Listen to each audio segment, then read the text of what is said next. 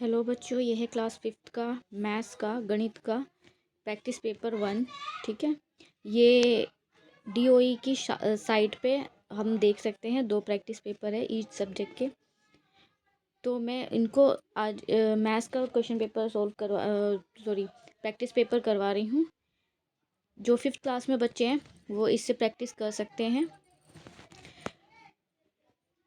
ताकि आपको हेल्प हो जाए जो क्वेश्चन पेपर आएगा फाइनल टर्म का उसमें। ठीक है, तो जो क्वेश्चन पेपर आएगा वो इसी तरह से आएगा। पहला जो भी तुम्हारा क्वेश्चन पेपर है वो 50 मार्क्स का आएगा, और उसमें सभी क्वेश्चन करने कंपलसरी रहेंगे, और सभी क्वेश्चन के आगे उनके जो मार्क्स लिखे हैं। क्वेश्चन पेपर 2 घंटे का होने वाला है। जो डेट शीट है वो सब बच्चों को पता ही चल गई है। 5th क्लास का पहला पेपर हिंदी का होगा, 4 मार्च से स्टार्ट है। ठीक है, तो जल्दी से हम पहला क्वेश्चन देख लेते हैं। पहला क्वेश्चन पढ़ते हैं। पहला क्वेश्चन में दिया है निम्नलिखित प्रश्नों के उत्तर देने हैं हमें। ठीक है, पहले ये चित्र देखना है, डायग्राम को देखना है। ठीक है, इस बॉक्स में कितने बॉक्स बने हुए हैं ये भी आपको देख लेना है। मैंने यहाँ पर आंसर भी लिख दिए हैं। ठीक, पहला क्वेश्चन है डाक टिकट का परिमाप कितना है। उन्होंने बोला है एक बॉक्स को 1 सेंटीमीटर कंसिडर करना है। ठीक है, तो यहाँ पर ये देखो, ये जो डाक टिकट है ये कम से कम 4 बॉक्स की जगह में आया हुआ है। ठीक है, तो यहाँ पर 4 सेंटीमीटर इसका वर्ग सेंटीमीटर क्या हो गया, इसका परिमाप हो गया। उसके आगे है क्वेश्चन नंबर 2। यदि एक डाक टिकट का क्षेत्रफल 4 वर्ग सेंटीमीटर है तो 4 टिकट का क्षेत्रफल कितने वर्ग सेंटीमीटर हुआ। ठीक है, एक का है 4, तो 4 का कितना होगा, तो हम क्या करेंगे 4 × 4 कर देंगे। ठीक है, हमारा आंसर 16 आ जाएगा। उसके बाद थर्ड क्वेश्चन है, इस आयत पर कितनी डाक टिकट लगाई जा सकती है।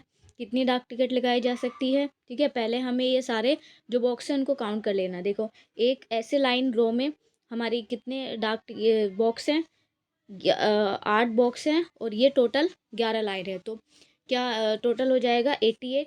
ठीक है, अब 88 को 4 बॉक्स में एक डाक टिकट आता है, तो 4 को 88 से डिवाइड कर देंगे, हमारा आंसर आ जाएगा 22। उसके बाद छायांकित आयत का क्षेत्रफल कितना है। छायांकित आयत का क्षेत्रफल मीन्स ये जो कलर्ड है इसका क्षेत्रफल कितना है, तो इसका क्षेत्रफल है 28 वर्ग सेंटीमीटर। ठीक है, क्योंकि ये 28 बॉक्स है। बड़े आयत का परिमाप, ठीक, बड़े आयत का परिमाप निकाल लेंगे। मैंने बताया था एक लाइन में 8 बॉक्स है और टोटल इस तरह से 11 लाइनें हैं, तो इसका कितना आ जाएगा 88 वर्ग सेंटीमीटर, इसका आंसर।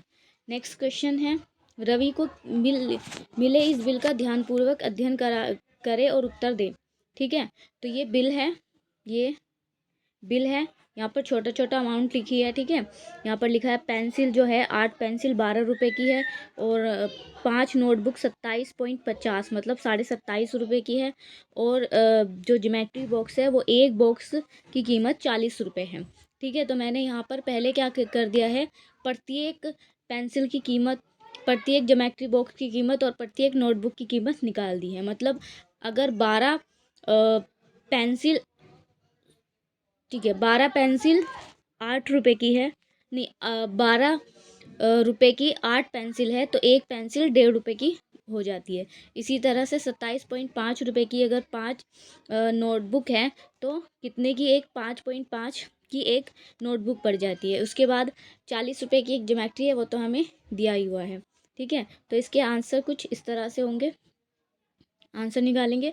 रमेश इस दुकान में एक तरह की 20 पेंसिल, ठीक है, तो 1.5 रुपए की एक पेंसिल थी, तो हम मल्टीप्लाई कर देंगे 20 को 1.5 से, तो हमारी लगभग 13 पेंसिल आ जाएगी। उसके बाद 2 ज्योमेट्री बॉक्स को खरीदने के लिए वह दुकानदार को कितने, ठीक है, हमें पता है एक ज्योमेट्री बॉक्स कितने का था, 40 रुपये का है। एक ज्योमेट्री बॉक्स की कीमत 40 रुपये है, तो 2 की कितनी हो जाएगी 80 हो जाएगी।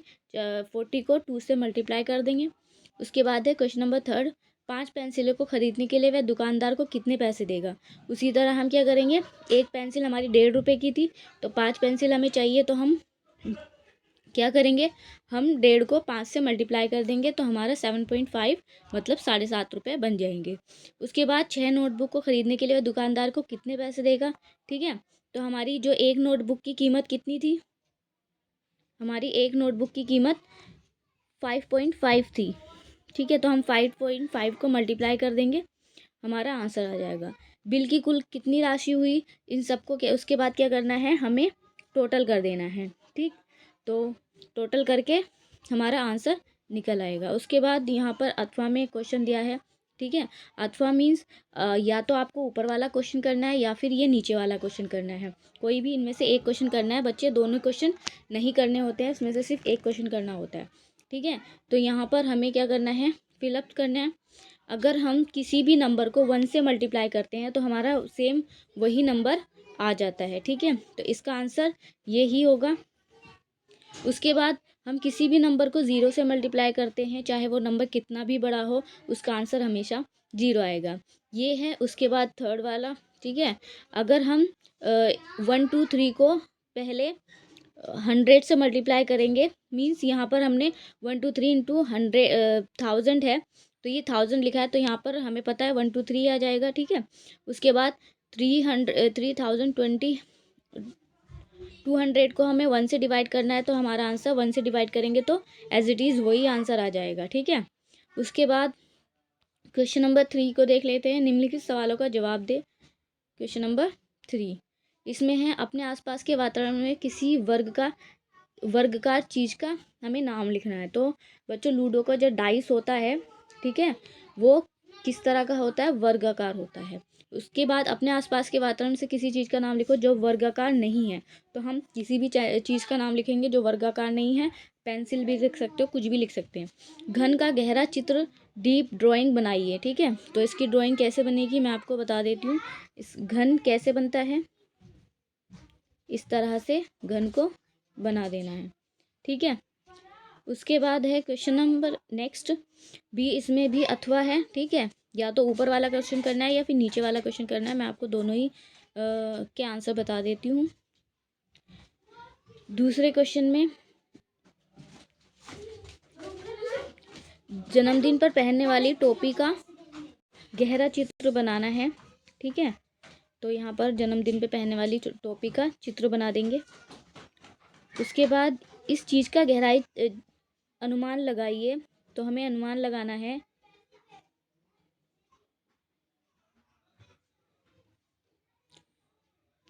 ये किसकी गहरी है, मतलब कोई भी ऐसी चीज़ जो इस शेप में हो, जैसे मैच बॉक्स होता है वो इसी शेप का होता है, तो हम यहाँ पर मैच बॉक्स लिख देंगे। माचिस की डिब्बी, ये किसका हो सकता है। ठीक है, तो कोई भी ऐसी चीज़ जो ऊपर से और नीचे से गोल हो, तो कोई भी ऐसी चीज़ का यहाँ पर नाम बताना है हमें जो इस शेप में हो सकती है। इसके बाद है क्वेश्चन नंबर 4, यदि एक टिफ़िन बॉक्स की लंबाई चौड़ाई ऊंचाई के साथ दी गई संख्या में 1 सेंटीमीटर रखे जा सके तो टिफ़िन बॉक्स का आयतन ज्ञात कीजिए। ठीक है, तो यहाँ पर इसका आयतन ज्ञात करना है टिफ़िन बॉक्स का। यहाँ पर देखो, लंबाई के साथ 4 रख सकते हैं हम।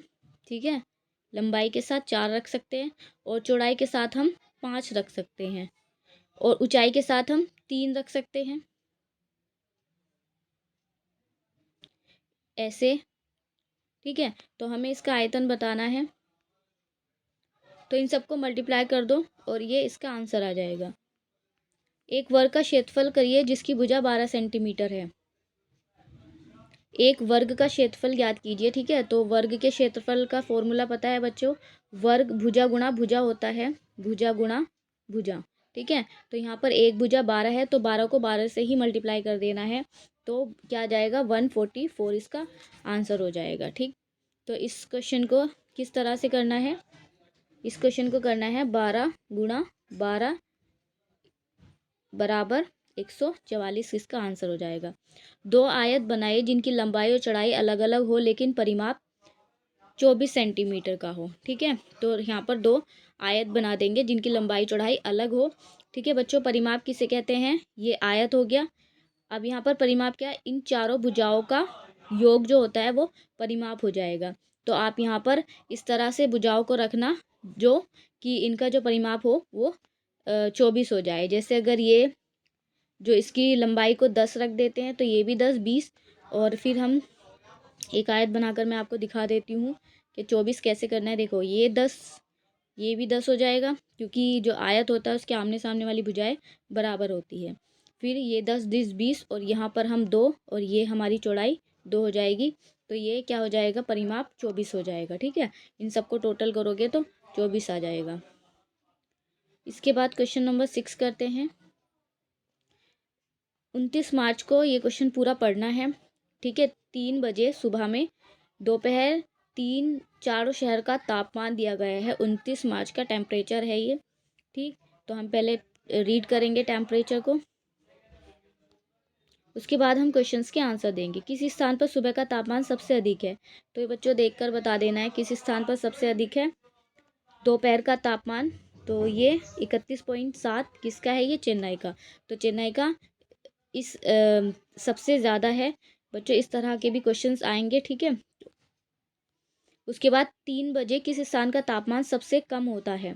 3 बजे सबसे कम किसका तापमान है, देखो ये दोपहर के 3 बजे हैं और ये चारों शहर का तापमान है। तो सबसे कम किसका है, 7.6 श्रीनगर का है। ठीक, तो इस तरह से इन सब के क्वेश्चंस आपको देने हैं। उसके बाद क्वेश्चन नंबर 7 भी इसी का है, स्टडी जो केस स्टडी करनी है। इसमें ये सब चीज़ों के रेट दिए गए हैं, उसके बाद इन क्वेश्चंस के आंसर देने हैं। ठीक है, ये बच्चों क्वेश्चन कर लेना आप। रजत ने पाया कि 24 लड्डुओं का वजन लगभग 1 किलोग्राम है। अथवा वाला क्वेश्चन, वहाँ 12 लड्डुओं किलो लड्डू खरीदना चाहता है, एक डिब्बे में 8 लड्डू को रखना चाहता है। इन सभी लड्डुओं को पैक करने के लिए कितने बॉक्स की आवश्यकता होगी। बच्चों इस क्वेश्चन में हमें क्या करना है, 24 लड्डुओं का वजन 1 किलोग्राम है, वो 12 किलो खरीदना चाहता है। तो हम क्या करेंगे, 24 को पहले 12 से मल्टीप्लाई कर देंगे। उसका जो भी आंसर आएगा उस आंसर को हमें 8 से भर कर देना है भाग। ठीक है, यहाँ पर जो भी आंसर आएगा उसको 8 से भाग कर देना है। ठीक, उसको अंदर रखना है और 8 को बाहर रखना है और भाग कर देना है। ये उतने बॉक्स की उसको आवश्यकता पड़ेगी। क्वेश्चन नंबर 8, दिए गए विकल्प में से सही उत्तर को चुनना है हमें यहाँ पर। ठीक है, तो इस बगीचे का क्षेत्रफल कितना होता है, क्षेत्रफल कितना होगा, तो 40 को 20 से मल्टीप्लाई कर देंगे तो यहाँ पर आ जाएगा 800 सेंटीमीटर स्क्वायर। तो इसका देखो ये यहाँ पर जो यूनिट है वो मीटर में है, तो हमारा आंसर बी वाला ऑप्शन सही होगा, मीटर, 800 मीटर स्क्वायर मीटर, ये हमारा आंसर हो जाएगा। इस बगीचे की चारों ओर बाड़ लगाने के लिए आवश्यक तार की लंबाई ज्ञात कीजिए। ठीक, तो हमें तार की लंबाई कितनी, तो हमें क्या निकालना पड़ेगा, इस आयत का परिमाप निकालना पड़ेगा। ठीक, तो हमें क्या करें, हम क्या करेंगे, यहाँ पर हमें करना है 40 + 40 + 20 + 20। ठीक है, इन सबको टोटल करोगे तो हमें इतना तार की आवश्यकता होगी। इसका एक फॉर्मूला होता है आयत का परिमाप निकालने के लिए, 2 लंबाई + चौड़ाई। ठीक है, इसको कर कर भी आप इसका निकाल सकते हो आंसर। उसके बाद नेक्स्ट क्वेश्चन करते हैं। इसमें है 100 मीटर तार से आप इनमें से कौन सा आयत बना सकते हैं। ठीक है, तो जिसका भी परिमाप 100 मीटर आ जाए मल्टीप्लाई करने पर, देखो इसका अभी हमने किया था तो इसका परिमाप आ रहा था हमारा 4 दूनी 8, 40 + 40 + 20 + 20, तो ये 100 से ज़्यादा हो जाएगा। ठीक है, ये भी, तो हमारा जो आंसर होगा वो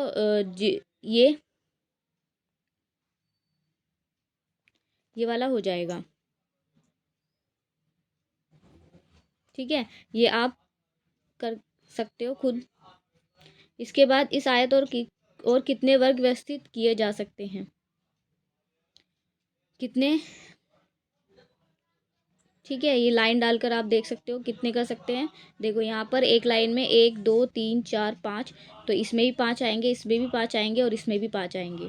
ठीक है, तो एक लाइन में, हर लाइन में अभी 4 आने बाकी हैं, 4 या 12, तो अभी हम इसमें 12 और व्यवस्थित कर सकते हैं। यह बिस्किट पैकेट रैपर का हिस्सा है। ठीक, इसको देखकर हमें इस क्वेश्चन के आंसर करने हैं, बहुत आसान क्वेश्चन है बच्चों। तो पहला, पैकेट का वजन कितना है, पैकेट का वजन 100 ग्राम दे रखा है हमें और इसकी जो कीमत है वो 6 रुपये दे रखी है। उसके बाद 19 पैकेट खरीदे हुए दुकानदार को कितने पैसे देगी। ठीक है, तो एक पैकेट की कीमत 6 रुपये है, तो 6 को 19 से मल्टीप्लाई कर देना है, जो भी आंसर आएगा वो इसका आंसर हो जाएगा। इस पर मौजूद जानकारी से इनमें किस चीज़ का पता चलता है? तो किस चीज़ का पता चलता है? बिस्किट की प्रति किलो कीमत। मतलब अगर 6 रुपए का 100 ग्राम आता है तो हम इससे पता लगा लेंगे कि हमारा 1000 ग्राम कितने का होगा। ठीक है, तो ये पूरा क्वेश्चन पेपर था। इसकी आप अच्छे से प्रैक्टिस कर सकते हो ताकि आप फाइनल एग्ज़ाम में अच्छा स्कोर कर सकते हो। ठीक है।